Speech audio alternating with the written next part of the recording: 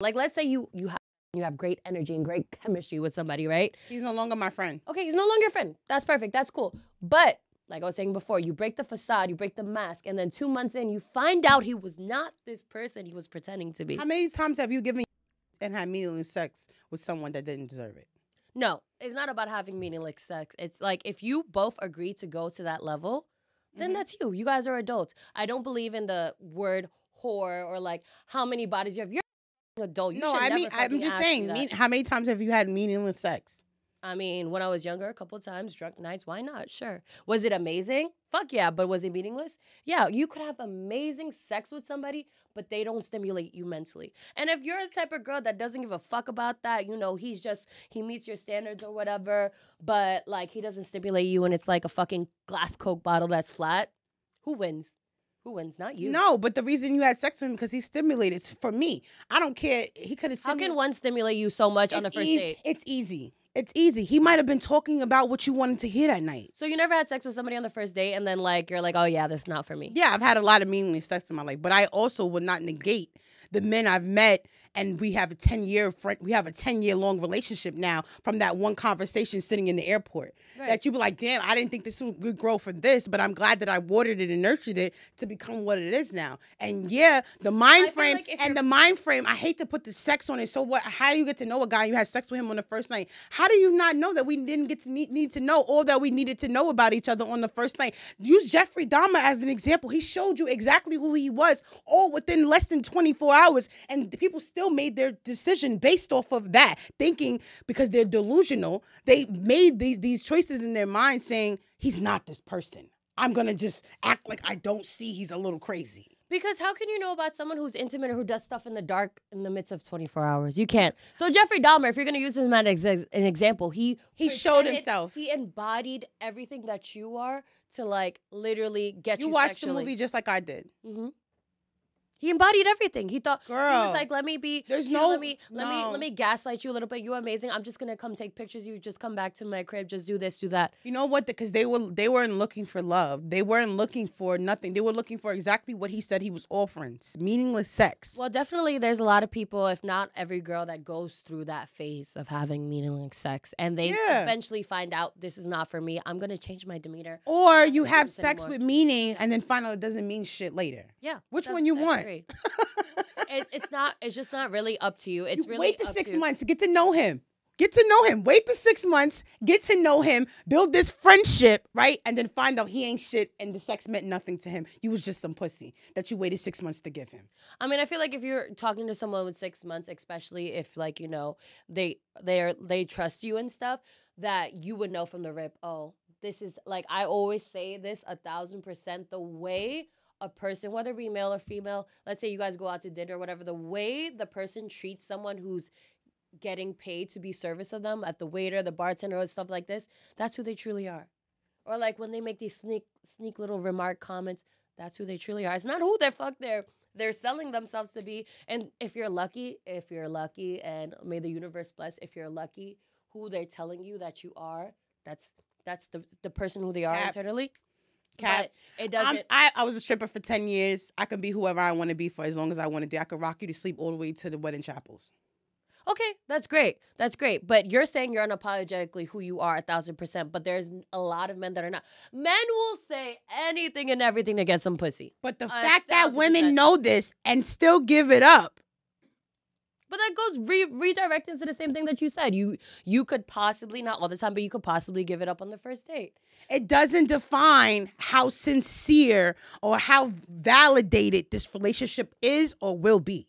Yeah, because men could switch up the very next day, even females too. The girl, I possess wifey traits. Mm-hmm. I can fuck him on the first night and be wifey for 6 years. But would you want to be wifey to someone that's not truly who they are? Or what do you mean? Am I truly who I am? And come on now, like let's just keep it a buck. When I first meet a guy, before he wakes up, I don't want him to ever smell my morning breath. I'm not that comfortable yet. I'm not that comfortable yet taking a shit in his bathroom yet.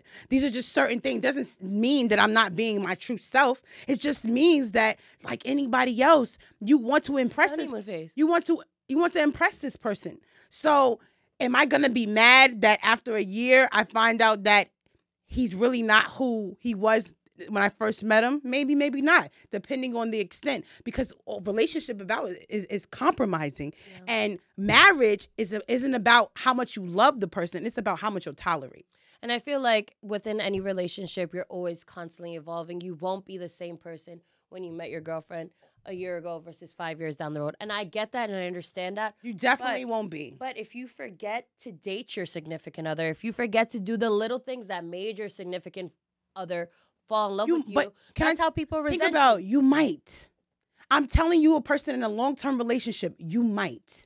This is why we used to talk about check-in.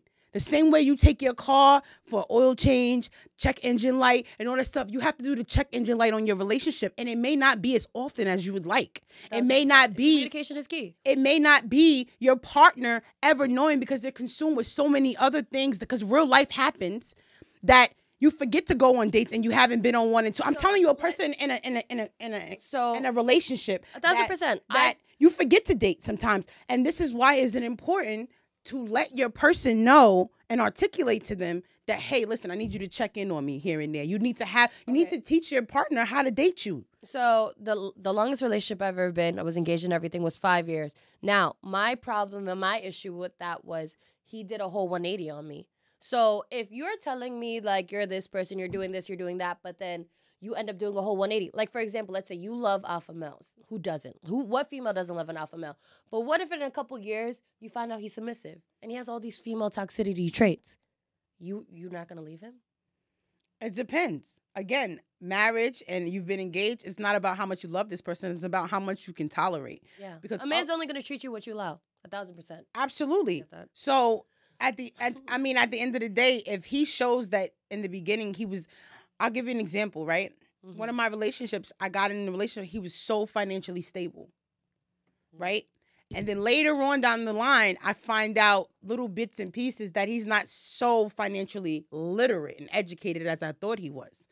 And was that a flaw to me? Absolutely. Yeah, 1,000%. Yeah. Did it make me feel like I was kind of bamboozled? Like I'm dating this tycoon type of business savvy man, and to find out like, no, you just got lucky. Mm-hmm. Right?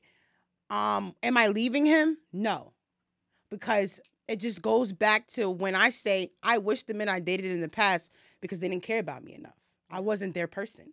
So there's no reason for me to coach you if I really don't want you to play on my basketball team. What if that man never changes? I mean, then that's the whole. That's the obvious. Like, you understand what I'm saying? But some people just need to be coached. Yeah. They need people to take time on them to coach them, especially if you came this far. See, people think the work is getting the ring. No, the work is staying married. Staying afloat. You understand what I'm saying? So, yeah, maybe he wasn't this guy when he met you, because men don't open up and become who we want them to be, trustworthy and tell you their deepest, darkest secret until he trusts you. Yeah. So it wasn't until that 6th year or however long you guys were together that he finally got to a space where he's like, okay, now I can really be submissive and let her know I actually like washing dishes. You know, I actually like folding her clothes, and I actually like her. Yeah, I actually like that. And if that's not who you are, then you should articulate that to him. And then clearly that's not the man for you. I mean, that's the obvious. Right. But just back to the nature of our subject, which is women are attracting men that they can't keep. What are you doing to keep this man? And women are like, I don't want to keep a man that don't want to be kept. Trust me, honey, you won't be able to keep him unless he wanted to be there anyway. Right. Just like when they talk about men who cheat. Men, it's a choice. Men cheat because they want to. But I personally feel like men shouldn't be kept. That's my opinion. Oh, honey. Men should not be kept. And so women should? If you like a man, it's going to be, in a sense, you guys are both trying. You guys are both giving equal amount of energy. And then some days I might only 50. No, some days I might only give 30%, and some days you may give 70% to the relationship, and vice versa. I feel like the energy, the respect, that should all be intact. So if you do something that's disrespectful to me, that's not a hardship. Cheating, doing some dumb shit, that is not a hardship. The up and downs, the roller coasters of a relationship, hell the fuck no. The fuck yes. Nah. The first time you fuck up, poof. I've dealt with so much. So you think, and I wish the best. I choose me versus anybody's company. So the first time you fuck up, I'm 26 years old. I don't fucking got time to do that shit. Catch me when I was 20. That's why a lot of older men A lot of men over 35 prey on females that are like 20, 21 because they're easier to manipulate. I'm not easy to be manipulated, so that would never, ever be me. Catch me in early 20s, 1,000%. But now it's just like, I'm so comfortable with me and my stillness that I don't need interpersonal relationship problems. Imperfection doesn't equate naiveness. So if a man's supposed to be meant to be kept or whatever, if he cheats on you, a woman, I'm a kept woman. So why do you not think that the man that's keeping me shouldn't be kept as well? But if he's cheating on you, or if he violates you in some type of way, what if I'm cheating? You think you're supposed to just give up on me and dump me and leave me? I mean, if y'all both on the same type of wave, that's y'all. No, what if that's not his wave? What if he's the most loyal man in this world, right? Because we always give this dynamic of, what if the man is cheating? What if he's doing this? What if the woman's cheating? I would never cheat on somebody I'm in a relationship with. I just break up. Girl, I can't have this conversation with you. Yeah, no. If I feel like I need to cheat on you, I'm breaking the fuck up with Cap. you. What? I believe in monogamy 1,000%. I don't believe in any cricks, cracks, polygamy at all. Do you know women are the best cheaters?